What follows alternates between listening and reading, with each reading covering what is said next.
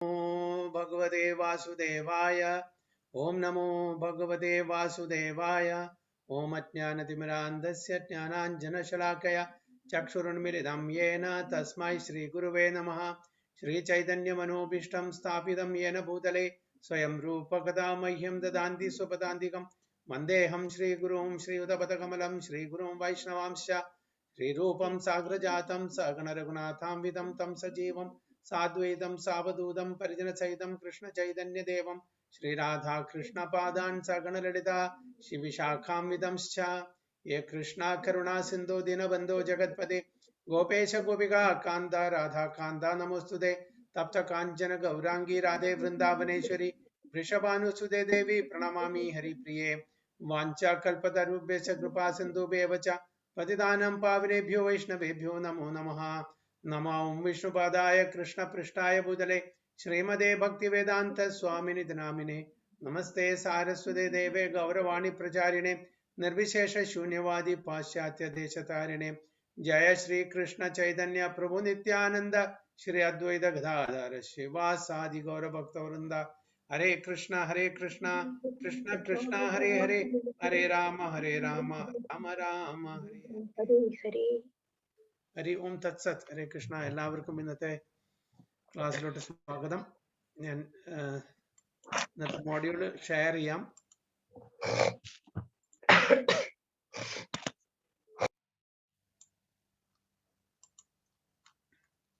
കാണുന്നുണ്ടോ?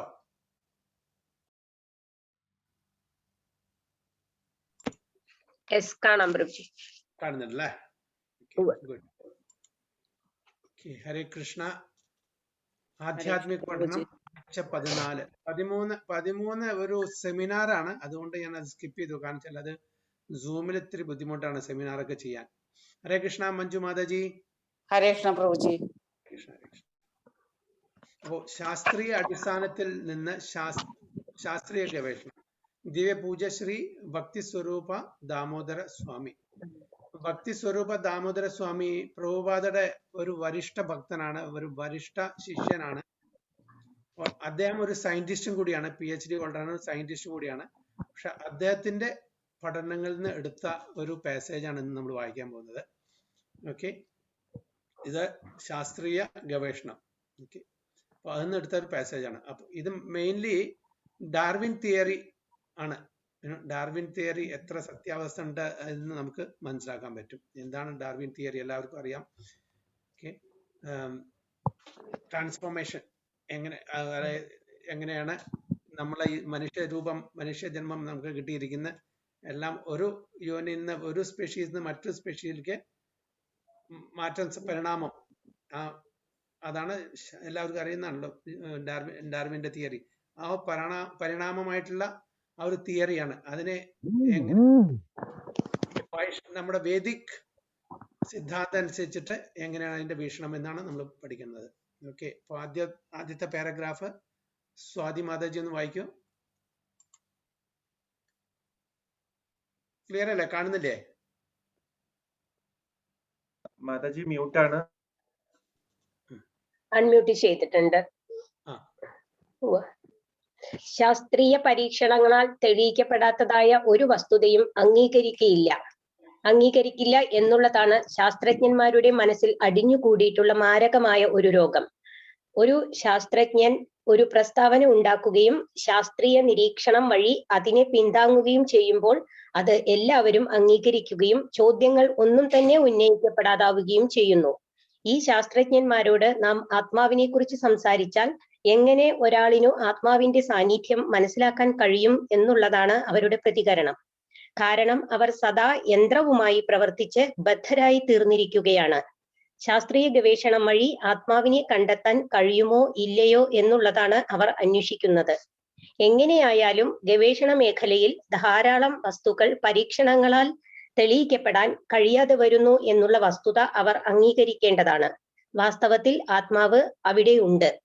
അതിന്റെ നിലനിൽപ്പിനെ കുറിച്ച് മനസ്സിലാക്കണമെങ്കിൽ നാം യഥാർത്ഥ വ്യക്തിയിൽ നിന്ന് അഥവാ ഭഗവാൻ കൃഷ്ണനിൽ നിന്ന് അല്ലെങ്കിൽ ഗുരു പരമ്പരയിൽപ്പെട്ട ഭഗവാന്റെ പ്രതിനിധിയായ ആത്മീയ ഗുരുവിൽ നിന്ന് അറിവ് സമ്പാദിക്കണം.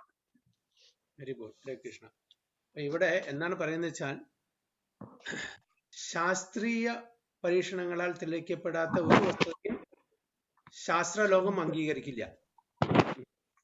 അപ്പൊ ഇതിന് ഈ നമ്മുടെ സയന്റിഫിക് റിസർച്ച് ആ പഠനത്തിൽ എന്താണ് അപാകതകൾ ഉള്ളത് നമ്മൾ നേരത്തെ ക്ലാസ്സിൽ പറഞ്ഞിട്ടുണ്ട്. എന്തുകൊണ്ട് അതിന് 100% നമുക്ക് വിശ്വസിക്കാൻ പറ്റില്ല? എന്താണ് കാരണം? നമ്മുടെ ഈ സെൻസസിന് പരിമിതികൾ ഉള്ളത് കൊണ്ട്. ഓക്കെ, ഒന്നത്. പിന്നെ അതല്ലാതെ വേറെ 3 കാരണങ്ങൾ കൂടിയുണ്ട്. നമ്മളുടെ ഇന്ദ്രിയങ്ങൾക്ക് പരിമിതിയുണ്ട്. അത് എല്ലാം മനസ്സിലാക്കാനുള്ള കഴിവ് ഓരോരുത്തർക്കും ഓരോ കഴിവാണ്. ഇപ്പൊ മനുഷ്യർക്ക് ഒരു കഴിവ് എന്തുണ്ട്, മൃഗങ്ങൾക്ക് വേറൊരു കഴിവാണ്. ഓക്കെ, ഓരോരുത്തരുടെ കോൺഷ്യസ്നെസ് ലെവൽ അനുസരിച്ച് അതിന്റെ പരിമിതികളുണ്ട്. നമുക്ക് എല്ലാം കേൾക്കാൻ, നമുക്ക് ഈ റൂമിൽ ഇരുന്നിട്ട് മറ്റു റൂമിൽ ആരെങ്കിലും സംസാരിക്കുന്നുണ്ടെങ്കിൽ അത് മനസ്സിലാക്കാനുള്ള കഴിവും കൂടിയില്ല. അത്രയും ലിമിറ്റാണ് നമ്മുടെ ആ അറിവ് എന്നുള്ളത്, ആ ഇന്ദ്രിയങ്ങളുടെ കപ്പാസിറ്റി. അപ്പൊ എല്ലാം നമുക്ക് ഈ ഭൗതിക ലോകത്തിൽ കാണുന്നതും കാണാത്തതും എല്ലാം മനസ്സിലാക്കാനുള്ള കഴിവ് നമ്മുടെ ഇന്ദ്രിയങ്ങൾക്കില്ല. അപ്പൊ അതിൻ്റെതായ ഒരു ഡ്രോബാക്ക്, ഒരു ഫ്ലോ ആണ് പരിമിതി, ഇന്ദ്രിയങ്ങളുടെ പരിമിതി, ഇംപെർഫെക്റ്റ് സെൻസസ്. അല്ലാതെ 3 കാരണങ്ങളും കൂടി നമ്മൾ പറഞ്ഞിട്ടുണ്ട്. എന്താണ്? ആർക്കും ഓർമ്മയുണ്ടോ? ആർക്കെങ്കിലും?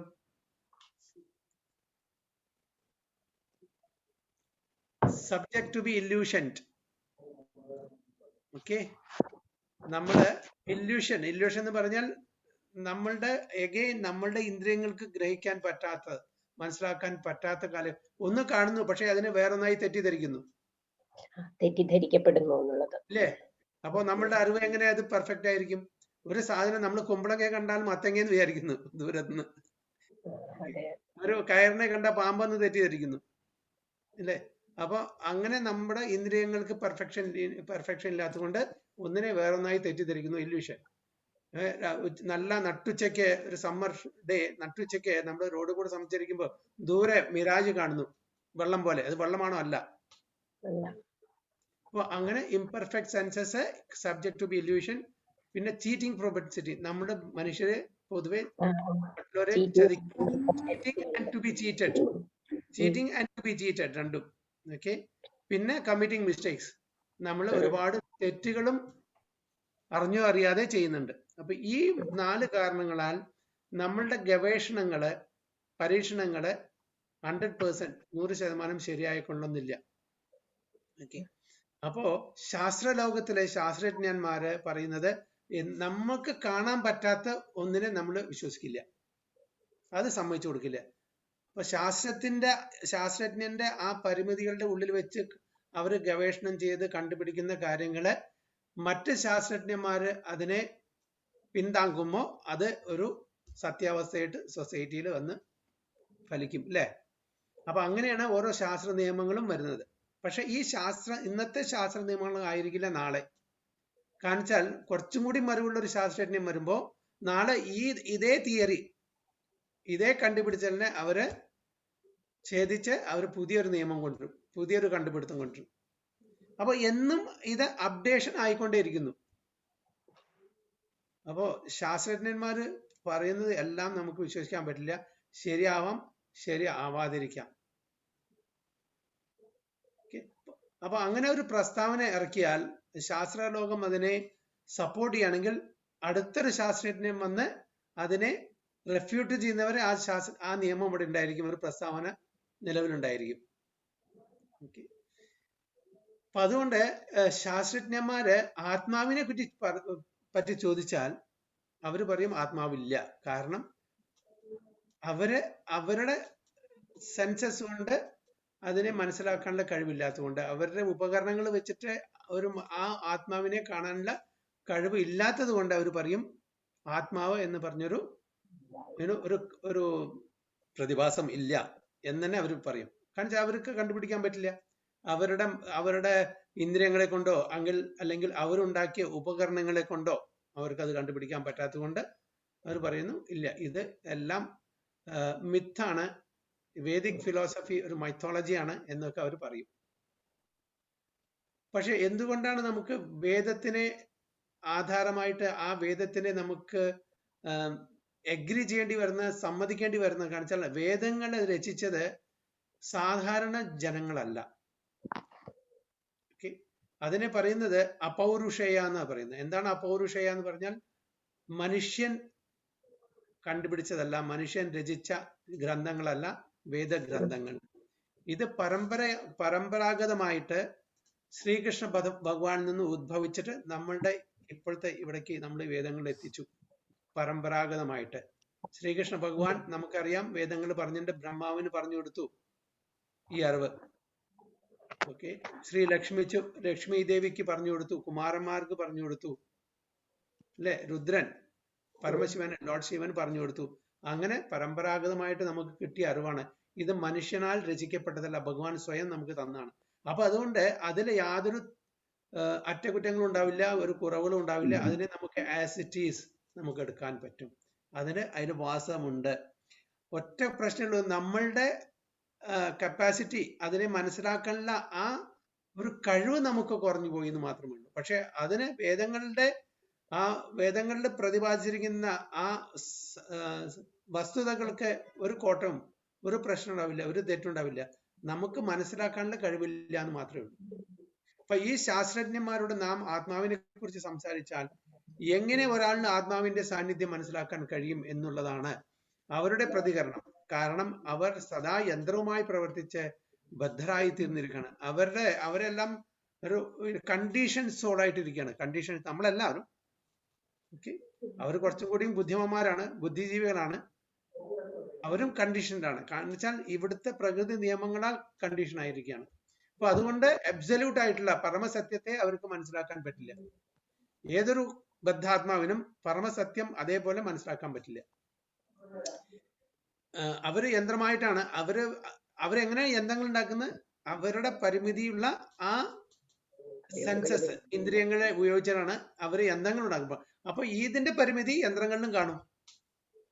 ഇനിയിപ്പോ യന്ത്രങ്ങൾ പെർഫെക്റ്റ് ആണെങ്കിലും കൂടി നമ്മളുടെ ഇന്ദ്രിയങ്ങളുടെ ആ കപ്പാസിറ്റി പെർഫെക്റ്റ് അല്ല. അപ്പൊ കാണുന്നതും തെറ്റായിരിക്കും. അപ്പൊ ശാസ്ത്രീയ ഗവേഷണം വഴി ആത്മാവിനെ കണ്ടെത്താൻ കഴിയുമോ ഇല്ലയോ എന്നുള്ളതാണ് അവർ അന്വേഷിക്കുന്നത്. നമ്മളുടെ ഈ സിസ്റ്റം എന്ന് പറഞ്ഞാൽ ടോപ്പ് ഡൗൺ അപ്രോച്ചാണ്, മുകളിൽ നിന്ന് താഴേക്ക് വരുന്നത്. ഇവരുടെ അപ്രോച്ച് ഓപ്പോസിറ്റ് ആണ്, താഴ്ന്ന് മുകളിലേക്ക്. നമ്മളുടെ ഇന്ദ്രിയങ്ങളും നമ്മളുടെ കഴിവിന്റെ പരമാവധി നമ്മൾ ശ്രമിച്ച് നമ്മൾ റിസർച്ച് ഇൻവെസ്റ്റിഗേഷൻ ചെയ്തിട്ട് മനസ്സിലാക്കുന്ന കാര്യങ്ങളാണ്. ഓക്കെ, ആരോഹണം അവരോഹണം നമ്മൾ നേരത്തെ ക്ലാസ്സിൽ പറഞ്ഞ പോലെ. അപ്പൊ അതുകൊണ്ട് നമ്മൾ അന്വേഷിച്ച് കണ്ടുപിടിക്കുന്ന ആ വസ്തുത ശരിയായിക്കൊണ്ടെന്ന് യാതൊരു നിർബന്ധമില്ല. എങ്ങനെയായാലും ഗവേഷണ മേഖലയിൽ ധാരാളം വസ്തുതകൾ പരീക്ഷണങ്ങളാൽ തെളിയിക്കപ്പെടാൻ കഴിയാതെ വരുന്നു എന്നുള്ള വസ്തുത അവർ അംഗീകരിക്കേണ്ടതാണ്. വാസ്തവത്തിൽ ആത്മാവ് അവിടെയുണ്ട്. അതിന്റെ നിലനിൽപ്പിനെ കുറിച്ച് മനസ്സിലാക്കണമെങ്കിൽ നാം യഥാർത്ഥ വ്യക്തിയിൽ നിന്ന് അഥവാ ഭഗവാൻ കൃഷ്ണനിൽ നിന്ന് അല്ലെങ്കിൽ ഗുരു പരമ്പരയിൽപ്പെട്ട ഭഗവാന്റെ പ്രതിനിധിയായ ആത്മീയ ഗുരുവിൽ നിന്നും അറിവ് സമ്പാദിക്കണം. അപ്പൊ നമുക്ക് ഈ അറിവ് നേടേണ്ടത് ആത്മീയ ഗുരുവിൽ നിന്നും അല്ലെങ്കിൽ ഭഗവാന്റെ തന്നെ പ്രതിനിധിയായ ആചാര്യന്മാരുടെ കയ്യിൽ നിന്നാണ്. ഓക്കെ, അങ്ങനെയുള്ള ആചാര്യന്മാർ ഒരുപാട് നമ്മുടെ വേദഗ്രന്ഥങ്ങൾ നമുക്ക് തന്നിട്ടുണ്ട്. അപ്പൊ അതിന്റെ ആധാരത്തിൽ അതിന്റെ അടിസ്ഥാനത്തിൽ നമ്മൾ അത് വായിച്ച് ഒരു ഗുരുമുഖത്ത് നിന്ന് കേട്ട് അത് മനസ്സിലാക്കണം. അല്ലാതെ നമുക്ക് അത് മനസ്സിലാക്കാൻ പറ്റില്ല. ശരിക്കുള്ള സത്യാവസ്ഥ മനസ്സിലാക്കണമെന്നുണ്ടെങ്കിൽ അങ്ങനെ ഒരു ആരോഹണ പ്രക്രിയ കൂടെ നമുക്ക് പറ്റുള്ളൂ. ആരോഹണ പ്രക്രിയ മറ്റേ മെറ്റീരിയൽ അപ്രോച്ചാണ്. അപ്പൊ ടോപ്പ് ടു ഡൗൺ ഡിസെൻഡിങ് പ്രോസസ്സാണ് നമ്മൾ. അതായത് ഗുരുമുഖത്ത് നിന്ന് ആ ഗുരു എവിടുന്ന് കേൾക്കുന്നു? സാധുവിൽ നിന്ന്. സാധു എവിടുന്ന് കേൾക്കുന്നു? ശാസ്ത്രത്തിൽ നിന്ന്. ആ അടിസ്ഥാനത്തിലെ നമുക്ക് സത്യാവസ്ഥ അബ്സല്യൂട്ട് ട്രൂത്തിനെ നമുക്ക് മനസ്സിലാക്കാൻ പറ്റുള്ളൂ. എസ്പെഷ്യലി നമ്മളെല്ലാം ജീവിച്ചിരിക്കുന്ന കോൺഷ്യസ്നെസ് കാരണം. ആ കോൺഷ്യസ്നെസ് എവിടുന്ന് വരുന്നു? അതിന്റെ ഉദ്ഭവസ്ഥാനം ആത്മാവാണ്. ഈ ആത്മാവില്ലെങ്കിൽ ഈ ബോഡി ഡെഡ് മാറ്റർ ആണ്, ഒരു ഉപയോഗമില്ല, അല്ലെ? അപ്പൊ ആത്മാവ് എന്നുള്ള ഒരു വസ്തുത എല്ലാവർക്കും അറിയാം. അത് ലോകം എല്ലാവരും അക്സെപ്റ്റ് ചെയ്യുന്നതാണ്. സോൾ എന്ന് പറയുന്ന എല്ലാവരും അക്സെപ്റ്റ് ചെയ്യുന്നത്. പക്ഷെ എങ്കിലും ശാസ്ത്രജ്ഞന്മാർ അതിനെ വിശ്വസിക്കില്ല. കാരണം വെച്ചാൽ ശാസ്ത്രലോകം പറയുന്നത് അതിന് യാതൊരു തെളിവുമില്ല ആത്മാവുണ്ടെന്ന്. കാരണം വെച്ചാൽ തെളിയിക്കാൻ പറ്റില്ല. ആത്മാവിന്റെ സൈസ് അങ്ങനെയാണ്. എത്ര പവർഫുൾ ഒരു മൈക്രോസ്കോപ്പ് ഉപയോഗിച്ചാലും ആത്മാവിനെ കണ്ടുപിടിക്കാൻ പറ്റില്ല. ആറ്റമിനെക്കാട്ടിലും ചെറിയതാണ്. ഓക്കെ, ആദ്യം പറഞ്ഞു ആറ്റമാണ്, പിന്നെ സബാറ്റാണ്, പിന്നെ അതിലും ചെറുതാണ്. അപ്പൊ അതില് അങ്ങനെയുള്ള ഒരു ആറ്റമിനെ കാണാൻ നമുക്ക് നമ്മുടെ മൈക്രോസ്കോപ്പ് പറ്റില്ല. പിന്നെ എങ്ങനെയാണ് അതിലും ചെറുതായിട്ടുള്ള നമ്മുടെ, അതായത് ഒരു മുടിയുടെ ഒരു ആ ടോപ്പ് പോർഷനിലത്തെ 10,000 1/10,000 പാർട്ടാണ് ആത്മാവിന്റെ മെഷർമെന്റ് എന്ന് നമുക്ക് ഭഗവത്ഗീതയിലും മറ്റുള്ള ശാസ്ത്രങ്ങളിലും നമുക്കറിയാം. അതിനെങ്ങനെ കാണാൻ പറ്റും? അപ്പൊ അതുകൊണ്ട് അത് സാധിക്കില്ല എന്നാണ് പറയുന്നത്. സോ അടുത്തത് മഞ്ജു മാതാജി ഒന്ന് വായിക്കോ ഈ പാരഗ്രാഫ്. AR വല്ലാസിന് എഴുതിയ ഒരു കത്തിൽ ഡിസംബർ 22, 1857 ഡാർവിൻ എഴുതി: ഊഹാപോഹങ്ങൾ ഇല്ലാതെ വ്യക്തവും യഥാർത്ഥവുമായ നിരീക്ഷണം ഇല്ല എന്ന് ഉറച്ചു വിശ്വസിക്കുന്നവനാണ് ഞാൻ. അതിനാൽ ഡാർവിന്റെ സിദ്ധാന്തം മനസ്സിലാക്കുന്നതിന് ഒരാൾക്ക് വിപുലമായ പഠനത്തിന്റെ ആവശ്യമില്ല. അദ്ദേഹത്തിന്റെ സിദ്ധാന്തം പൂർണ്ണമായും തന്റെ സ്വന്തം മാനസിക ഊഹാപോഹങ്ങളിൽ അധിഷ്ഠിതമാണ്. തന്റെ വോയിസ് ഓഫ് ദി ബീഗിളിൽ നിന്ന് ചില വിവരങ്ങൾ ശേഖരിച്ച് അതിനെ അടിസ്ഥാനമാക്കിയുള്ളതാണ് ഈ സിദ്ധാന്തം. 1831 മുതൽ 1838 ഡാർവിൻ പറയുന്നു: ജീവജാലങ്ങളുടെ ഉത്ഭവം പരിഗണിച്ചാൽ ഒരു പ്രകൃതി ശാസ്ത്രജ്ഞൻ വ്യക്തമായ ഒരു നിഗമനത്തിൽ എത്തിച്ചേരുന്നത് ജീവജാലങ്ങൾ സ്വതന്ത്രമായി സൃഷ്ടിക്കപ്പെട്ടവയല്ല, മറിച്ച് വിവിധ ഇനം ജീവജാലങ്ങളിൽ നിന്നും തലമുറകളായി പരിണമിച്ചു വന്നതാണ്. ആത്മാവിന്റെ സ്വഭാവത്തെക്കുറിച്ച് ഡാർവിന് യാതൊരു അറിവും ഇല്ല. ജീവാത്മാവ് ഒരു ജീവിയിൽ നിന്നും മറ്റൊരു ജീവിയിലേക്ക്, ശരീരത്തിലേക്ക് കുടിയേറുന്നത് എങ്ങനെയെന്നും വ്യക്തമായ ഒരു അറിവ് അദ്ദേഹത്തിനില്ല. മാനുഷിക തലത്തിൽ നിന്നും അടുത്ത പരിണാമം ഉണ്ടോ ഇല്ലയോ എന്നുള്ളതും അദ്ദേഹത്തിന് അറിയില്ല. പരിണാമ പ്രക്രിയയിൽ കൂടി കടന്നു പോകുന്ന മൊത്തം ജീവജാലങ്ങളുടെ എണ്ണത്തെക്കുറിച്ചും അദ്ദേഹത്തിന് ഒരു നേരിയ ധാരണ പോലും ഇല്ല. മാനുഷിക തലത്തിൽ നിന്ന് താഴ്ന്ന തരം ജീവജാലങ്ങളിലേക്ക് ആത്മാവിനെ കുടിയേറാൻ കഴിയുമോ ഇല്ലയോ എന്നും ഡാർവിൻ അറിയില്ല. Very good. അപ്പോ ഇവിടെ ഡാർവിൻ തിയറിയെ പറ്റി പറഞ്ഞു. എല്ലാവർക്കും അറിയാം ഡാർവിൻ തിയറി. ഓക്കെ, പരിണാമങ്ങളിലൂടെയാണ് പുതിയ പുതിയ ശരീരം, അതായത് പുതിയ പുതിയ ജീവജാലങ്ങൾ ഉടലെടുത്തെന്നാണ് പറയുന്നത് ഡാർവിൻ. അപ്പോൾ ഒരു പൂച്ച ഒരു നായയാണെങ്കിൽ ആ പൂച്ച എക്സ്റ്റിങ്ക്റ്റ് ആയിരിക്കണം. പൂച്ച ജനിച്ചു, പൂച്ചയെക്കാട്ടിലും കുറച്ചും കൂടി ആ പരിണാമം കഴിഞ്ഞിട്ട് ഒരു നായയായി ഫോർ എക്സാമ്പിൾ. അപ്പൊ പൂച്ച എന്നുള്ള ആ സ്പീഷീസ് നിലവിലുണ്ടാവാൻ പാടില്ല.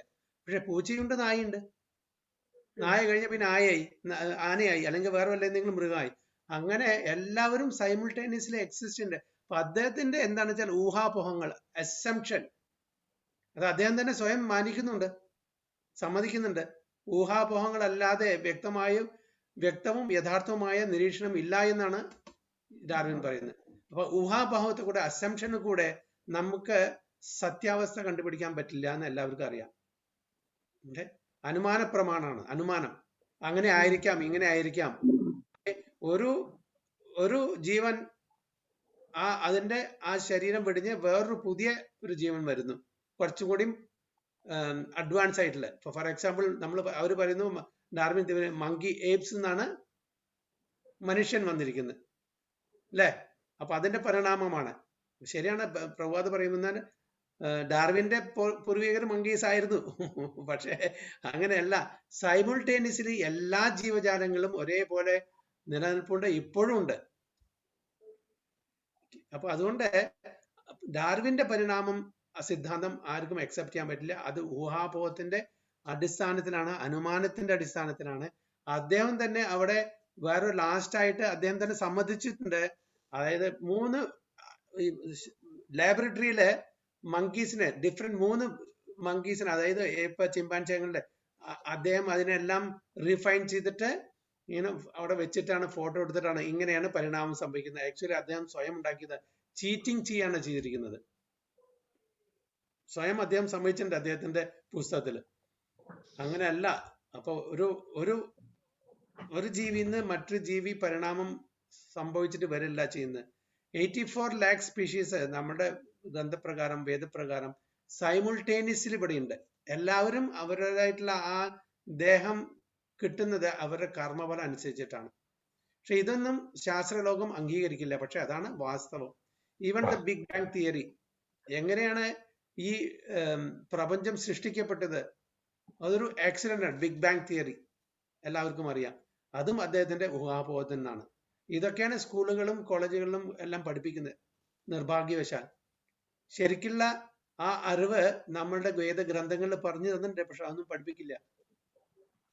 അതെല്ലാം മൈത്തോളജി ആയിട്ട് അവർ ഇങ്ങനെ മാറ്റി നിർത്തും. പക്ഷെ ഇങ്ങനെയുള്ള incomplete knowledge or wrong knowledge ആണ് നമ്മളുടെ സ്കൂളിൽ എല്ലാവർക്കും കോളേജിൽ എല്ലാവർക്കും പറഞ്ഞു കൊടുക്കുന്നത്. അതാണ് നമ്മളുടെ നിർഭാഗ്യം എന്ന് പറയുന്നത്. ഓക്കെ, അടുത്തത് സ്വാതിമാത ഒന്ന് വായിക്കോ. ഡാർവിന്റെ സിദ്ധാന്തത്തിൽ ധാരാളം ആശയക്കുഴപ്പങ്ങളുണ്ട്. അദ്ദേഹത്തിന്റെ വിമർശകർ ചോദിക്കുന്നത് ഡാർവിന്റെ സിദ്ധാന്തം പ്രകൃതിദത്തമാണെങ്കിൽ പരിണാമം സംഭവിക്കുമ്പോൾ രണ്ടു ജീവികൾക്കും മധ്യത്തിലുള്ള ജീവരൂപത്തെ നമുക്ക് കാണാൻ കഴിയാത്തത് എന്തുകൊണ്ടാണെന്നാണ്. ഈ കാര്യത്തിൽ അദ്ദേഹം തന്നെ ആശയക്കുഴപ്പത്തിലാണ്. തന്റെ ഊഹാപോഹപരമായ വാദഗതികളില്ലാതെ യുക്തിപരമായ ഒരു മറുപടിയും അദ്ദേഹത്തിന് നൽകാൻ കഴിയില്ല. ഉദ്ഭവവും അന്ത്യവും കൈകൂർത്തു പോകും. ഇതാണ് അദ്ദേഹത്തിന്റെ വാദഗതി. ഓക്കെ, അപ്പൊ അതായത് ഡാർവിന്റെ സിദ്ധാന്തം ഒരുപാട് പ്രശ്നങ്ങളുണ്ട്, ഒരുപാട് ആശയക്കുഴപ്പങ്ങളുണ്ട്. ഒരു ജീവിയിൽ നിന്ന് മറ്റു ജീവിക്ക് വരുമ്പോൾ അതിന്റെ ഒരു ഇൻ ബിറ്റ്വീൻ, അതിന്റെ ഇടയിലുള്ള രണ്ട് ജീവികൾക്കും മധ്യത്തിലുള്ള ജീവരൂപത്തെ നമുക്ക് കാണാൻ കഴിയാത്ത എന്തുകൊണ്ടപ്പോ അതിന് മറുപടിയില്ല. ഓക്കെ, അപ്പോ അദ്ദേഹത്തിന് അറിയുന്നില്ല എന്താണ് സംഭവിക്കുക. അപ്പോ പേരും പ്രശസ്തിക്കും വേണ്ടിയിട്ട് മനുഷ്യരെ വഞ്ചിക്കാൻ വേണ്ടിയിട്ട് മാത്രമാണ് അവർ ചെയ്യുന്നത്. നമുക്ക് പേരും പ്രശസ്തിയും വേണം. അപ്പൊ അത് എങ്ങനെയെങ്കിലും നേടിയെടുക്കുക, അത്രേ ഉള്ളൂ. സത്യാവസ്ഥ എന്തു തന്നെ ആയിക്കോട്ടെ അതിനെ മാറ്റിവെച്ച് എനിക്ക് ഫേമസ് ആവണം. ചില ആൾക്കാർക്കുണ്ട് ഗിന്നസ് ബുക്ക് ഓഫ് വേൾഡ് റെക്കോർഡ്സിൽ വരണം ബൈ ഹുക്ക് ഓ ക്രൂക്ക്. അതാണ് ഇങ്ങനത്തെ ശാസ്ത്രജ്ഞന്മാരുടെ അതായത് പേഴ്സണൽ ഓർ ഹിഡൻ അജണ്ട ഉണ്ട് ഇവർക്ക് എല്ലാവർക്കും. ശാസ്ത്രജ്ഞന്മാരെ അവരെ നിയന്ത്രിക്കുന്ന ഒരു ലോബി തന്നെ ഉണ്ട് ഓരോ രാജ്യത്തും. ആ രാജ്യത്തിലെ ഗവൺമെന്റ് എന്താണ് പറയുന്നത് അതനുസരിച്ചിട്ട് അവരുടെ വക്താക്കന്മാരാണ്. അവരെന്താണ് ആഗ്രഹിക്കുന്നത് അതനുസരിച്ചിട്ട് ഇവർ പറയും. കാരണം ശാസ്ത്രജ്ഞന്മാരാണല്ലോ. അപ്പൊ ബാക്കിയുള്ള ജനങ്ങളെല്ലാം വിഡ്ഢികളാണ്, അവർ അതനുസരിക്കും. അപ്പൊ അവർക്ക് എല്ലാവർക്കും ഓരോ പേഴ്സണൽ ഹിഡൻ അജണ്ട കാണും ഓരോ രാജ്യത്തിനും. അപ്പൊ നമ്മൾ ചന്ദ്രനിൽ പോയി എന്ന് പറയും, മാർസിൽ പോയി എന്ന് പറയും, ജൂപ്പിറ്ററിൽ പോയി എന്ന് പറയും. ഇതൊന്നും ശരിയാണോ തെറ്റാണോ നമുക്കറിയില്ല. കാരണം വെച്ചാൽ അവർ പറയും നമുക്കതിനെ ചെക്ക് ചെയ്യാനുള്ള ഒരു കഴിവോ ഒന്നും നമുക്കില്ലാത്തതുകൊണ്ട് അവർ പറയുന്നത് വിശ്വസിക്കുന്നു മാത്രം. ശരിയാണെങ്കിലും തെറ്റാണെങ്കിലും വിശ്വസിക്കുക. അവര് ആ ശാസ്ത്രലോകം പറയുന്നു, ബാക്കിയുള്ള എല്ലാവരും ശാസ്ത്രജ്ഞന്മാരെ അതിനെ അനുകരിക്കുന്നു, അതിനെ അഗ്രി ചെയ്യുന്നു. യെസ്, പോയി. ശരിയാവാം ശരിയാവാതിരിക്കാം, നമുക്കറിയില്ല. എങ്കിലും അതാണ് ഇപ്പോഴത്തെ നടക്കുന്നത്. Cheating, mainly cheating.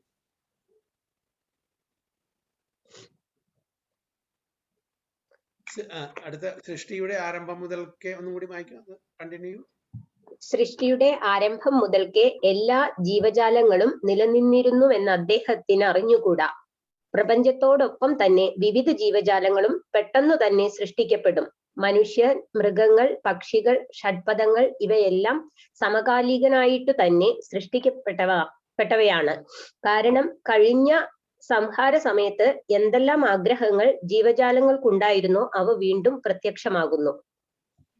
അപ്പൊ നേരത്തെ പറഞ്ഞ പോലെ സൃഷ്ടിയുടെ ആരംഭം തന്നെ ഈ 84 lakh സ്പീഷീസും സൈമിൾട്ടേനിയസ്ലി ഒരേ സമയത്ത് ഇവിടെ ഉണ്ട്. അപ്പോ കഴിഞ്ഞ ജന്മങ്ങളിൽ നമ്മളുടെ എന്താണ് കർമ്മഫലം, ആഗ്രഹങ്ങൾ എന്താ, അതിനനുസരിച്ചിട്ട് ഓരോരുത്തർക്കും ഓരോ ജീവാത്മാക്കൾക്കും അതിനനുസരിച്ചിട്ടുള്ള ശരീരം കിട്ടുന്നു, അത്രേ ഉള്ളൂ. അല്ലാതെ ഒന്നിനെ ഒരു ഭഗവാൻ ടെസ്റ്റ് ചെയ്യല്ല. ഒരു ശരീരം ഇതൊന്ന് പ്രിന്റ് എടുത്ത് തരോ? അല്ലാതെ ഒരു ശരീരം ഉണ്ടാക്കി ഓക്കെ അതിനെക്കൂടി കുറച്ചും കൂടി ബെറ്റർ ശരീരം ഉണ്ടാക്കാം എന്ന് പറഞ്ഞിട്ട് അങ്ങനെയല്ല ഉണ്ടാക്കുന്നത്. അപ്പൊ ഡാർവിന്റെ ആ പരിണാമ സിദ്ധാന്തം തെറ്റാണെന്നാണ് ഇവിടെ പറയുന്നത്. അടുത്തത് ഈജിപ്ഷ്യൻ. വായിച്ചോട്ടെ പ്രഭുജി? വായിച്ചോളൂ. ഈജിപ്ഷ്യൻ സ്തംഭങ്ങളിൽ കൊത്തിവെച്ചിട്ടുള്ള അതേ ജീവികളെ തന്നെയാണ് ഇന്നും നാം കണ്ടുവരുന്നത്. അതുപോലെ അനാദികാലം മുതൽക്കേ പരമപുരുഷനായ ഭഗവാന്റെ മുടിയിൽ മനോഹരമായി വെച്ചിരിക്കുന്ന വർണ്ണഭംഗിയുള്ള അതേ മയിൽപീലിയാണ് ഇന്നും നാം കാണുന്നത്. തന്റെ അല്പജ്ഞാനം കൊണ്ട് ഡാർവിൻ ചുരുക്കി പറഞ്ഞിരിക്കുന്നത് പരിണാമ പ്രക്രിയയിൽ ചില ജീവജാലങ്ങൾ നിലനിൽക്കാതെ പോകുന്നു. ഇത് പൂർണ്ണമായും തെറ്റാണ്. ഈജിപ്തില് അവിടെ സ്തംഭങ്ങളിലും കൊത്തിവെച്ചിട്ടുണ്ട് പല പല ജീവികളെയും. അപ്പൊ അവരൊക്കെ ഇന്നും കാണുന്നുണ്ട്. അതേപോലെ പിന്നെ വേറൊരു ഉദാഹരണം കൊടുക്കുന്ന ഭഗവാൻ കൃഷ്ണന്റെ തലയിൽ വെച്ചിരിക്കുന്ന മയിൽപീലി അല്ലെ, ആ മയിൽ ഇന്നുണ്ട്, അന്നുണ്ട്, 5000 വർഷം മുമ്പ്. അപ്പൊ അതൊന്നും എക്സ്റ്റിങ്ക്ട് ആയിട്ടില്ല. അപ്പൊ ഡാർവിന്റെ തിയറി പ്രകാരം അന്നത്തെ ആ ജീവജാലങ്ങളെല്ലാം എക്സ്റ്റിങ്ക്ട് ആയിട്ട് പുതിയ പുതിയ ജീവജാലങ്ങൾ വരണം. അന്നുണ്ട് ഇന്നുണ്ട്, അന്നുണ്ട് മയിൽ ഇന്നുണ്ട് മയിൽ അല്ലെ, അന്നും മനുഷ്യരുണ്ട് ഇന്നും മനുഷ്യരുണ്ട്. അപ്പൊ ഈ സിദ്ധാന്തം തെറ്റാണെന്നാണ് നമ്മളുടെ ഇത് പറയുന്നത്. പക്ഷെ നിർഭാഗ്യവശാൽ ഈ സിദ്ധാന്തമാണ് നമ്മുടെ സ്കൂളിലും കോളേജിലും ഡാർവിൻ തിയറിയാണ് പഠിപ്പിച്ചു കൊടുക്കുന്നത്. അത് തെറ്റാണ്, നമ്മുടെ വേദഗ്രന്ഥപ്രകാരം തെറ്റാണ്. ശാസ്ത്രലോകം ഒരുപാട് കോൺട്രവേഴ്സീസ് ഉണ്ട്, അതെല്ലാം. എന്നാലും ആ ഇപ്പോഴത്തെ സ്കൂളിലെ ആ സിലബസോ ടെക്സ്റ്റ് ബുക്കോ ഒന്നും മാറ്റാൻ ഇപ്പോഴും അവർ ആഗ്രഹിക്കുന്നില്ല. അതന്നെ പഠിപ്പിച്ചുകൊണ്ടിരിക്കുന്നു. അതാണ് ഡാർവിൻ തിയറി. അപ്പൊ നമുക്ക് ചുരുക്കത്തിൽ, അതായത് നമ്മൾ മുൻ ക്ലാസ്സിൽ പറഞ്ഞ പോലെ 8,400,000 സ്പീഷീസ് ഉണ്ട്. ജലജ നവലക്ഷാനി, സ്ഥാവര ലക്ഷവിംശതി, ക്രിമിയ രുദ്ര സംഖ്യാക്യ, പക്ഷീണാം ദശലക്ഷണം, ത്രിംശാൽ ലക്ഷാണി പശവ, ചതുർലക്ഷാണി മാനവ. ഇതാണ് കണക്ക്. അപ്പൊ ടോട്ടൽ 8.4 മില്യൺ സ്പീഷീസ് സൈമിൾട്ടേനിയസ്ലി ഇവിടെ ഈ മെറ്റീരിയൽ യൂണിവേഴ്സിൽ, എല്ലാം ഈ ഭൂമിയിൽ നിന്നല്ല, മെറ്റീരിയൽ യൂണിവേഴ്സ് പ്രപഞ്ചത്തിലെ 14 ലോകങ്ങളിലെ എല്ലായിട്ട് ഉണ്ട് ഡിഫറെന്റ് സ്പീഷീസ്. അപ്പോൾ ഇതൊന്നും എക്സ്റ്റിങ്ക്ട് ആയിട്ടില്ല. ചില സമയത്ത് നമുക്ക് കണ്ടില്ല, നമ്മുടെ ഇതിൽ കണ്ടില്ല എന്ന് വരാം, പക്ഷെ വീണ്ടും വരും. മാനിഫെസ്റ്റേഷൻ വന്നും പോയിക്കൊണ്ടിരിക്കുന്ന പ്രക്രിയയാണ്. അപ്പൊ അതുകൊണ്ട് അങ്ങനെ ഡാർവിന്റെ ആ പരിണാമ സിദ്ധാന്തം ഇവിടെ ശരിയല്ല എന്നാണ് പറയുന്നത് നമ്മുടെ വേദഗ്രന്ഥ പ്രകാരം.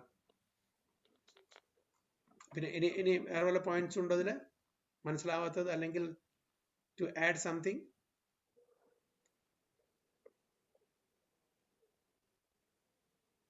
അല്ലെങ്കിൽ എന്തെങ്കിലും ചോദ്യം?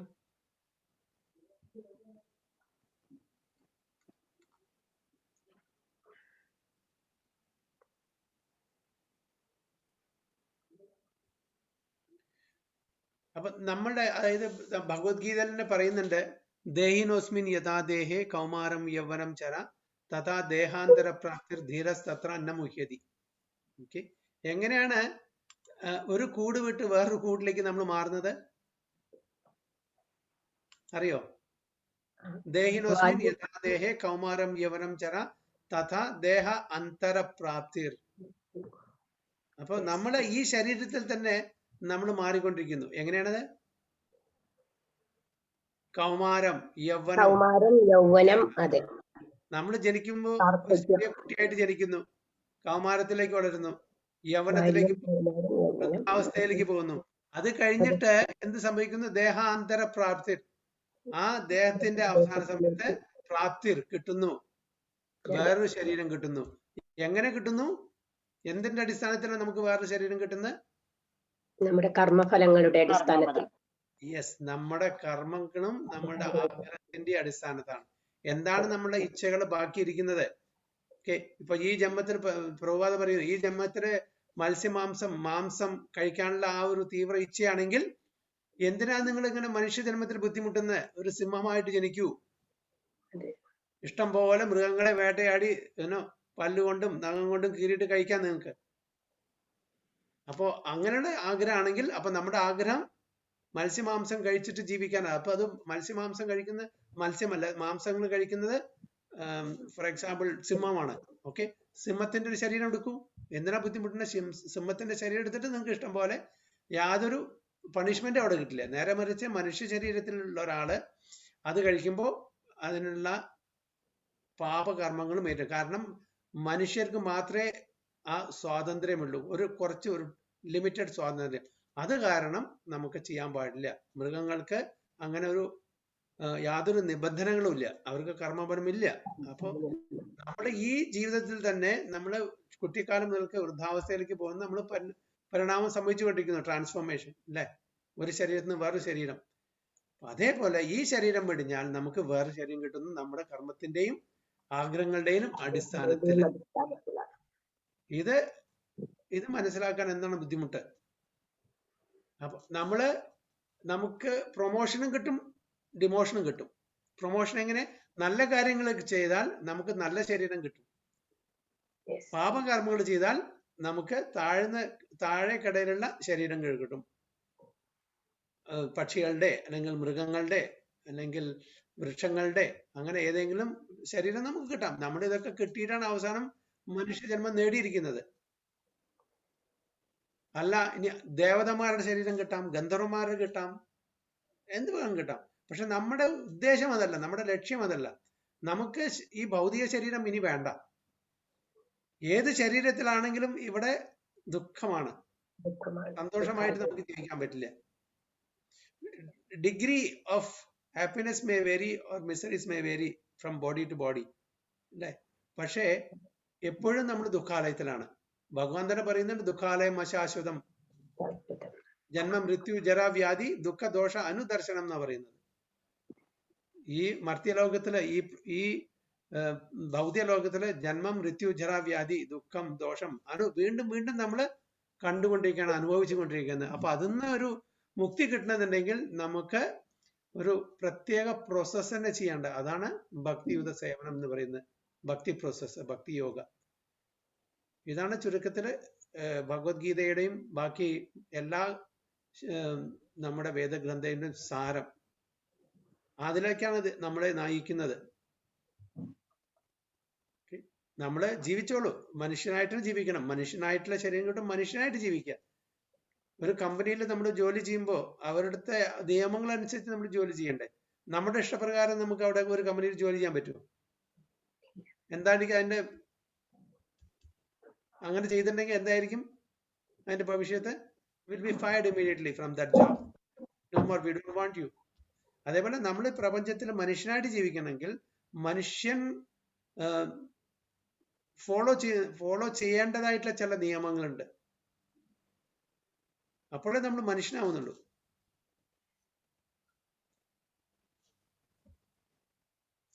ഓക്കെ, നമുക്ക് ഇതിലേക്ക് കടക്കാം. കണ്ടെത്തിയത് എന്തുകൊണ്ടാണ് ആത്മാവിന്റെ നിലനിൽപ്പ് അംഗീകരിക്കാൻ ശാസ്ത്രജ്ഞന്മാർക്ക് പ്രയാസമായി തോന്നുന്നത്? എന്താണ് കാരണം?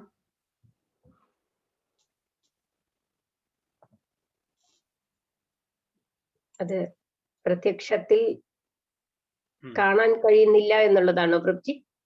അതെ, അതായത് അവർക്ക് ആത്മാവിനെ കാണാൻ, അതെ, അതുകൊണ്ട് അവർ സമ്മതിക്കില്ല.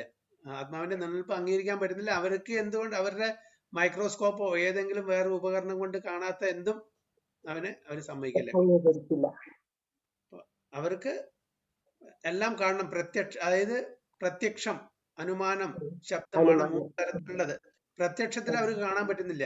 അവരുടെ ഇന്ദ്രിയങ്ങൾക്കുള്ള പരിമിതിയാണെന്ന് അവർ സമ്മതിക്കുന്നില്ല. ഓക്കെ, ഇന്ദ്രിയങ്ങൾക്ക് പരിമിതിയുണ്ട്, പക്ഷെ അതിനനുസരിച്ചുള്ള ഉപകരണം ഞങ്ങൾ ഉണ്ടാക്കുന്നത്, എന്തുകൊണ്ട് കാണാൻ പറ്റുന്നില്ല? പക്ഷെ ആ ഉപകരണം ഉണ്ടാക്കുന്നതും ഇതേ ഇന്ദ്രിയങ്ങളെ ഉള്ള ആൾക്കാരാണ് ഉണ്ടാക്കുന്നത്. അപ്പൊ അതിനും ആ ഉപകരണത്തിനും പരിമിതി ഉണ്ടാവുമല്ലോ, പക്ഷെ അത് സമ്മതിച്ചു തരില്ല. അതാണ് അതിന്റെ കാരണം. ആത്മാവിന്റെ സാന്നിധ്യം നമുക്ക് എങ്ങനെ മനസ്സിലാക്കാൻ സാധിക്കും മഞ്ജു മാതാജി?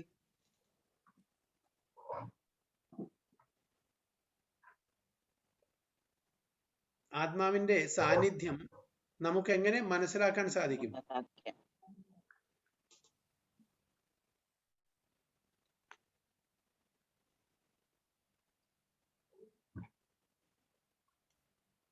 എങ്ങനെ സാധിക്കും?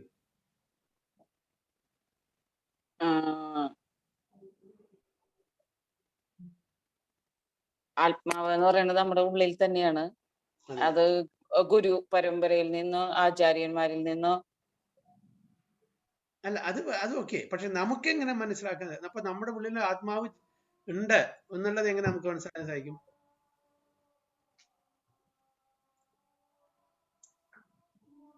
മാതാജിനെ സ്വയം ഒന്ന് എന്താ പറയാ പിൻ ചെയ്ത് നോക്കൂ. വേദനിക്കണ്ടോ ഇല്ലേ? ഉണ്ട് ഉണ്ട്. ഉണ്ട്. ഉണ്ടല്ലേ? അപ്പൊ ആത്മാവ് ശരീരത്തിൽ നിന്ന് പോയിട്ട് പിൻ ചെയ്താലോ, ഒരാള് പിൻ ചെയ്താലോ വേദനിക്കോ? അറിയോ?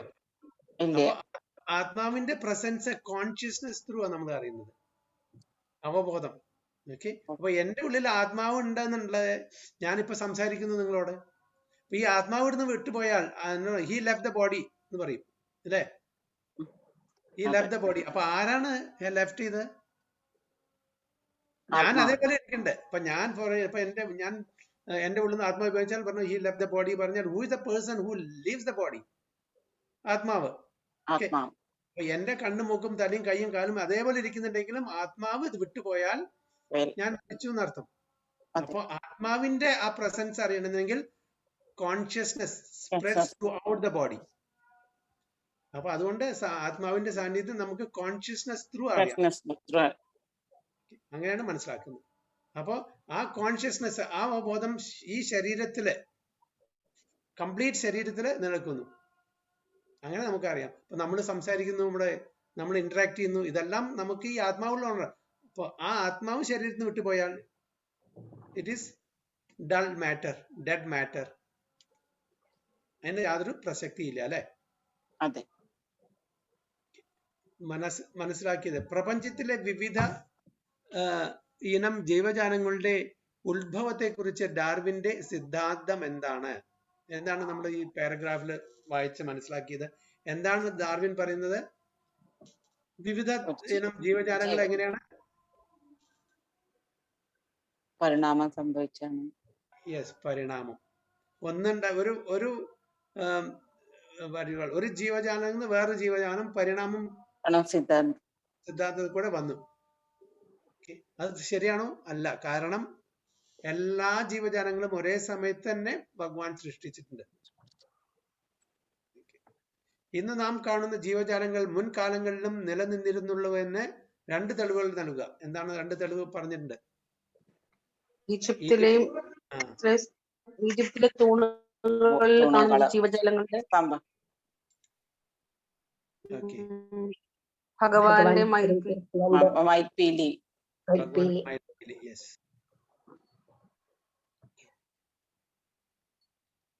ഓക്കെ. എന്തുകൊണ്ടാണ് അദ്ദേഹത്തിന്റെ സിദ്ധാന്തം ആധികാരികമല്ലാത്തത്? സ്മിത മാതാജി, ഡാർവിന്റെ സിദ്ധാന്തം എന്തുകൊണ്ട് നമുക്ക് അക്സെപ്റ്റ് ചെയ്യാൻ പറ്റില്ല, ആധികാരികമല്ല? എന്ത് അടിസ്ഥാനത്തിലാണ് അദ്ദേഹത്തിന്റെ സിദ്ധാന്തം ഉണ്ടാക്കിയിരിക്കുന്നത്? കേൾക്കുന്നില്ല? പരിണാമ സിദ്ധാന്തത്തില് ഊഹാപോഹത്തിന്റെ അടിസ്ഥാനത്തിലാണ്, അതായത് അസ്യൂമിങ്, അതിന്റെ അടിസ്ഥാനത്തിലാണ് അദ്ദേഹത്തിന്റെ സിദ്ധാന്തം ഉണ്ടാക്കിയിരിക്കുന്നത്. അപ്പൊ ഊഹാപോഹം എന്ന് പറഞ്ഞാൽ അതിനെ നമുക്ക് റിയലൈസ് ചെയ്യാൻ പറ്റുമോ? ഇല്ല ഇല്ല. അതുകൊണ്ട് അതിനെ ആധികാരികമായിട്ട് നമുക്ക് സ്വീകരിക്കാൻ പറ്റില്ല. ഇന്ന് നാം കാണുന്ന ജീവജാലങ്ങൾ മുൻകാലങ്ങളിലും നിലനിന്നിരുന്നുള്ളൂവെന്നതിന് 2 തെളിവുകൾ നൽകുക. അതാണ് നമ്മൾ പറഞ്ഞത്. അതെ, പറഞ്ഞു. നമ്മുടെ മയിൽപീലിയും ഈജിപ്തിലെ സ്തംഭങ്ങൾ. ഒരു ജീവജാലത്തിൽ നിന്നും മറ്റൊരു ജീവജാലത്തിലേക്ക് പരിണാമം സംഭവിക്കുന്നത് എങ്ങനെയാണെന്നുള്ള വൈദിക വിവരണം എന്താണ്? ആരാ പറയേണ്ടത്? ഗീതമാതാജി. ഒരു ജീവജാലത്തിൽ നിന്നും മറ്റൊരു ജീവജാലത്തേക്ക് പരിണാമം സംഭവിക്കുന്നത് എങ്ങനെയാണെന്നുള്ള വൈദിക വിവരണം എന്താണ്? നമ്മളുടെ വേദത്തിന്റെ അടിസ്ഥാനത്തിൽ എങ്ങനെ നമുക്ക് മനസ്സിലാക്കാം? വേദത്തിന്റെ അടിസ്ഥാനത്തിൽ ആത്മാവ് ഒരു ശരീരം വിട്ട് വേറൊരു ശരീരം സ്വീകരിക്കുന്നു എന്നുള്ളതാണ്. എന്തിന്റെ അടിസ്ഥാനത്തില്? നമ്മൾ ചെയ്യുന്ന കർമ്മഫലത്തിന്റെ അടിസ്ഥാനത്തിലും. നമ്മൾ ചെയ്യുന്ന കർമ്മഫലത്തിന്റെ അടിസ്ഥാനത്തിലും നമ്മളുടെ ആഗ്രഹങ്ങളുടെ അടിസ്ഥാനത്തിലും നമുക്ക് വേറൊരു ശരീരം, ഈ ശരീരം വിട്ടാൽ നമുക്ക് ലഭിക്കുന്നു. ചിലപ്പോ ഹയർ ബോഡി ആയിരിക്കാം, ഹയർ ലെവൽ ബോഡി ആയിരിക്കാം, എന്നാ ദേവതമാരുടെ ആയിരിക്കാം, ഗന്ധർവന്മാരെ ആയിരിക്കാം, കിന്നരന്മാരുടെ ആയിരിക്കാം, ചാരണന്മാരുടെ ആയിരിക്കാം, ഒക്കെ മൃഗങ്ങളുടെ ആയിരിക്കാം, പക്ഷികളുടെ, എന്തായാലും നമുക്കൊരു ശരീരം കിട്ടും ഭൗതിക ലോകത്തില് ആഗ്രഹം ഉള്ളിടത്തോളം കാലം. അപ്പൊ നമ്മളുടെ ആഗ്രഹത്തിന്റെയും കർമ്മഫലത്തിന്റെയും അടിസ്ഥാനത്തില് നമുക്കൊരു വേറൊരു ശരീരം, ഈ 84 ലക്ഷം ശരീരങ്ങളുണ്ട്, അതിലത്തെ ഏതെങ്കിലും ശരീരം നമുക്ക് കിട്ടുന്നു. ഉദാഹരണം പറയുന്നില്ല, ഈച്ച ചത്തു പൂജയായിടുന്നു. അതേപോലെ ഗജമായി പിറക്കും. അതേപോലെ നമുക്ക് ഒരു ശരീരം വിട്ടിട്ട് വേറൊരു ശരീരം ലഭിക്കുന്നത് നമ്മളുടെ കർമ്മഫലത്തിന്റെയും ആഗ്രഹത്തിന്റെയും അടിസ്ഥാനത്തിലാണ്. അല്ലാണ്ട് ഒരു ഡാർവിൻ സിദ്ധാന്ത പ്രകാരം ഈ ശരീരം കഴിഞ്ഞു, ഇനി ഇല്ല, ഇനി മുതൽക്കില്ല, വേറൊരു ഭഗവാൻ അവിടെ ഒരു കമ്പനി ഉണ്ടാക്കിയിരിക്കുകയല്ല, പുതിയ ശരീരം ഉണ്ടാക്കിക്കൊണ്ടിരിക്കുകയല്ല അവിടെ. ഇന്നൊരു ശരീരം, നാല് ശരീരം. ഭഗവാൻ അങ്ങനെ ഒന്നുമില്ല. ഭഗവാൻ ഒംനിസിയന്റ് ആണ്. ഒംനിസിയന്റ് എല്ലാം അറിയുന്ന ആളാണ്. അദ്ദേഹത്തിന് ഒരു റിസർച്ച് നമ്മളെ പോലെ പുതിയ കണ്ടുപിടുത്തങ്ങളും ചെയ്യേണ്ട ആവശ്യമില്ല. Is all knowing. ഓക്കെ, ഇന്ന് ഈ മോഡൽ കുറച്ച് ഗുണല്ലേ, കുറച്ചുകൂടി നന്നാക്കി ഉണ്ടാക്കട്ടെ എന്ന് അദ്ദേഹം തീരുമാനിക്കേണ്ട ആവശ്യമില്ല. He's perfect. എന്നാണ് ഈ ഉപനിഷത്തിൽ പറയുന്നത്? ഓം പൂർണ്ണമദ പൂർണ്ണമിദം പൂർണ്ണാത് പൂർണ്ണമുദച്യതേ പൂർണ്ണസ്യ പൂർണ്ണമാദായ പൂർണ്ണം ഏവാവശിഷ്യതേ. Is complete and perfect. And whatever emanates from him is completely perfect. അദ്ദേഹം കംപ്ലീറ്റ് ആണ്, പെർഫെക്റ്റ് ആണ്. അദ്ദേഹത്തിൽ നിന്ന് വരുന്ന ഓരോ എമനേഷൻസും ഓരോ യൂണിറ്റുകളും കംപ്ലീറ്റ്ലി പെർഫെക്റ്റ് ആണ്, യാതൊരു ഫ്ലോ ഇല്ല. ആൻഡ് ഇത്രയെല്ലാം ഉണ്ടാക്കിയ ശേഷം ബാക്കി അവശേഷിക്കുന്നതും പെർഫെക്റ്റ് ആണ്. അപ്പൊ അദ്ദേഹത്തിന് അങ്ങനെ ഒരു ശാസ്ത്രജ്ഞന്മാർ ചെയ്യുന്ന പോലെ റിസർച്ച് ആൻഡ് ഇൻവെസ്റ്റിഗേഷൻ എക്സ്പെരിമെന്റ് ഒന്നും ചെയ്യേണ്ട ഒരു ആവശ്യമില്ല. എന്നിട്ട് പുതിയ മോഡൽ ഉണ്ടാക്കാം, അങ്ങനത്തെ ആവശ്യമില്ല. അപ്പൊ എല്ലാം ഒരു ഓട്ടോമേറ്റഡ് സിസ്റ്റം പോലെ, ഒരു പ്രീ പ്രോഗ്രാം പോലെ പ്രകൃതിയെ നിയമിച്ചിട്ടുണ്ട്. ആ പ്രകൃതിയുടെ ആരാണ് അധ്യക്ഷത വഹിക്കുന്നത്? അതും ഭഗവാന്. ഭഗവാന്റെ അധ്യക്ഷതയിൽ പ്രകൃതി ആ നിയമങ്ങൾ അതേപടി ഒരു തെറ്റും ഒരു കുറവും ഇല്ലാണ്ട് അത് നടത്തി വരുന്നു. ഭഗവാന്റെ തന്നെ ബഹിരാംഗ ശക്തിയാണ് പ്രകൃതി.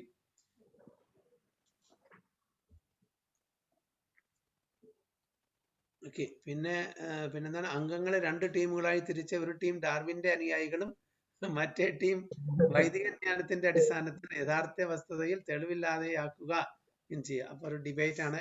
2 ടീമായിട്ട് ഒരാള് ഡാർവിന്റെ സൈഡ് എടുക്കുക, മറ്റേ ആള് വൈദിക ജ്ഞാനത്തിന്റെ സൈഡ് എടുക്കുക. അപ്പൊ ഇതിന്റെ ആവശ്യം വരുന്നില്ല ഇവിടെ. എല്ലാവർക്കും ഇതിന് കൺവിൻസ് ആയ സ്ഥിതിക്ക്, ഇല്ലെങ്കിൽ നമുക്ക് അങ്ങനെ ചെയ്യാം.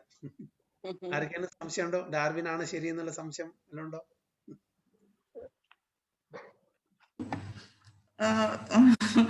പ്രഭുജി, പിന്നെ ഡാർവിന്റെ തിയറി അനുസരിച്ച് ഭൂമി ആദ്യം ഫയർ, പിന്നെ വാട്ടർ ഉണ്ടായി, അതിൽ നിന്ന് ജീവജാലങ്ങൾ ഉണ്ടായി, പിന്നെ കുറെ ജീവജാലങ്ങൾ എക്സ്റ്റിങ്ക്റ്റ് ആയെന്നൊക്കെ പറയുന്നുണ്ടല്ലോ. ഡൈനോസർ എക്സ്റ്റിങ്ക്റ്റ് ആയി എന്നൊക്കെ പറയുന്നുണ്ടല്ലോ. ആ ഡൈനോസർ അത് ഉണ്ടായിരുന്നതല്ല, ഇപ്പൊ അത് കാണുന്നില്ലല്ലോ.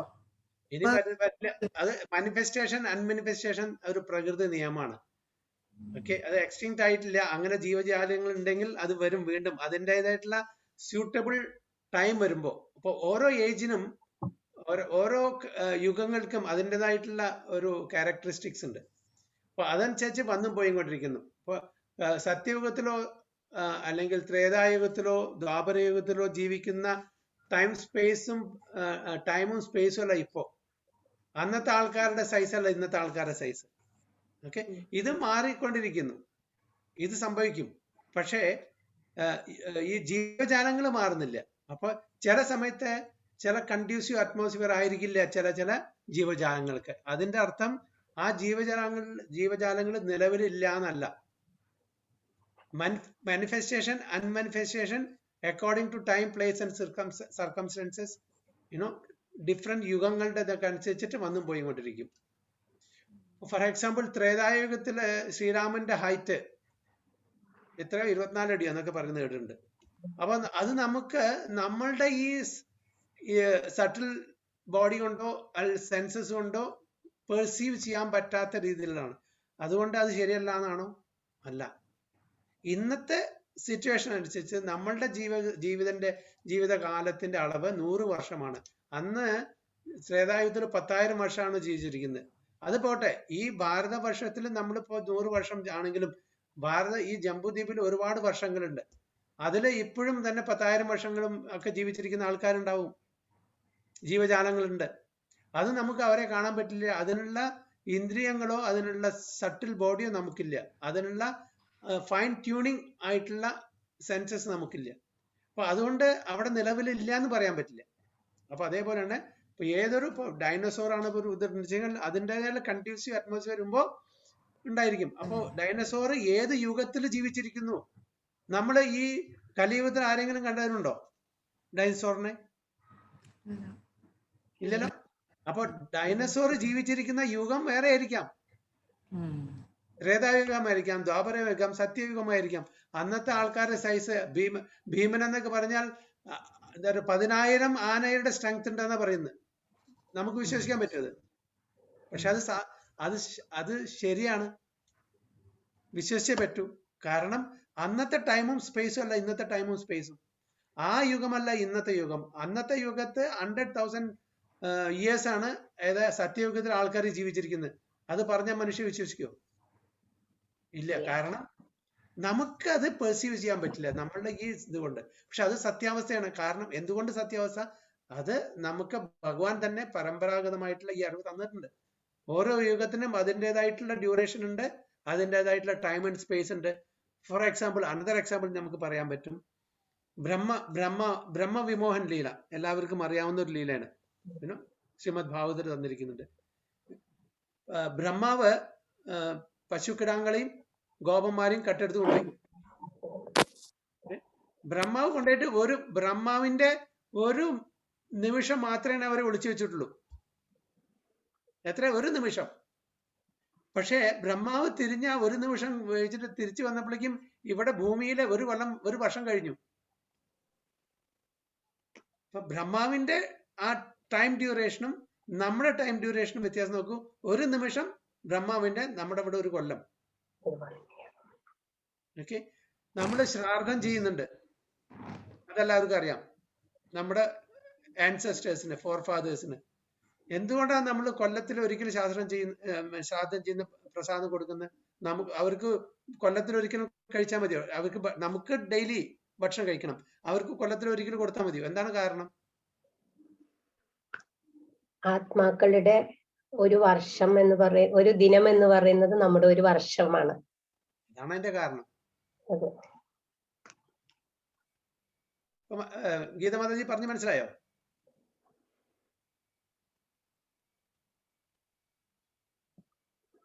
ഗീതാമാതാജി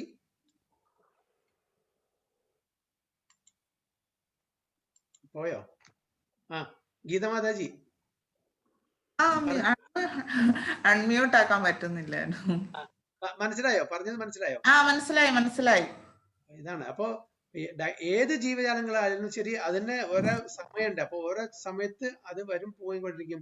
അപ്പൊ അങ്ങനത്തെ ജീവജാലങ്ങൾ ഇന്നിപ്പോ ഇങ്ങനത്തെ ഡൈനോസർ ഇവിടുത്തെ ഈ പരിസ്ഥിതിയിൽ ഉണ്ടാവാൻ ബുദ്ധിമുട്ടാണ്. അപ്പൊ ഇന്ന് ഫോർ എക്സാമ്പിൾ ഇന്ന് ഒരു 24 അടിയുടെ മനുഷ്യനെ കാണാൻ പറ്റുമോ? പറ്റില്ല. അപ്പൊ ഇന്നത്തെ യുഗം അതിന് ഉതകുന്നതല്ല, സ്യൂട്ടബിൾ അല്ല. അതാണ് അതിന്റെ കാരണം. പിന്നെ ഈ 84 ലക്ഷം എന്ന് പറയുന്നത് എല്ലാം ഭൂമിയിൽ മാത്രമല്ല. എല്ലാം ഭൂമിയിൽ മാത്രമല്ല, ഈ കംപ്ലീറ്റ് യൂണിവേഴ്സിലുള്ള ഡിഫറെന്റ് ജീവജാലങ്ങളാണ് അവര്.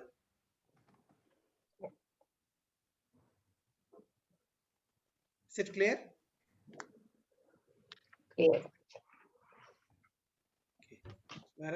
വേറെ എന്തെങ്കിലും?